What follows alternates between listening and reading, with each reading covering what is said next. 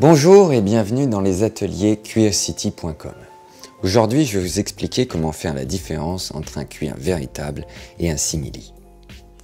Avec le caractère durable et vivant du cuir, il sera facile de faire la différence entre les deux au bout de quelques temps. Cependant, attention, car les simili sont de mieux en mieux réalisés et il sera parfois difficile de faire la part des choses entre deux produits neufs en magasin. Avant de commencer, la première chose qui doit vous alerter, c'est le prix. En effet, le cuir est une matière vivante qui a une durée de vie exceptionnelle et qui nécessite un vrai savoir-faire. Pour un blouson, les premiers prix seront aux alentours de 200 €. En deçà, c'est qu'il y a fort à parier que c'est un simili-cuir. Rapprochons-nous à présent de la matière.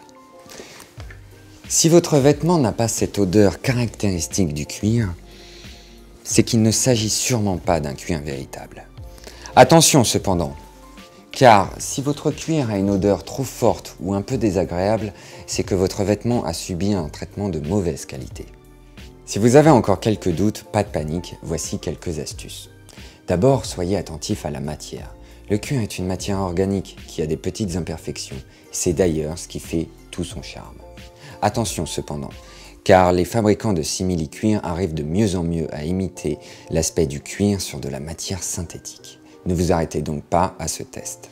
Le simili-cuir est avant tout une matière plastique.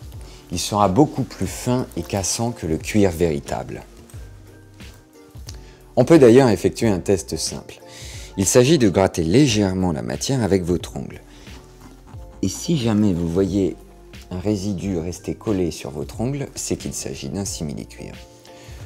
Enfin, il existe un dernier test. C'est le plus fiable, mais le plus risqué. C'est le test de la flamme. Attention, car mal réalisé, ce test pourrait détériorer votre produit. Alors ne laissez jamais la flamme en continu sur le cuir. Et oui, n'oubliez jamais que votre cuir craint les fortes chaleurs. Il pourrait se ramollir ou bien noircir. Si la matière ne fond pas, c'est que vous avez un cuir véritable. Et oui, le simili-cuir est composé de polyuréthane, un composé chimique qui fait partie de la famille des plastiques. Enfin, pour résumer, pour arriver à faire la différence entre un cuir et un simili, vous pouvez vous fier à son odeur, son toucher et son aspect. Et si vous avez toujours un doute, vous pouvez toujours tenter le test de la flamme. On se retrouve vite sur notre Facebook et notre chaîne YouTube pour plein d'autres astuces. Et d'ici là, retrouvez le meilleur du cuir sur cuircity.com. À très vite!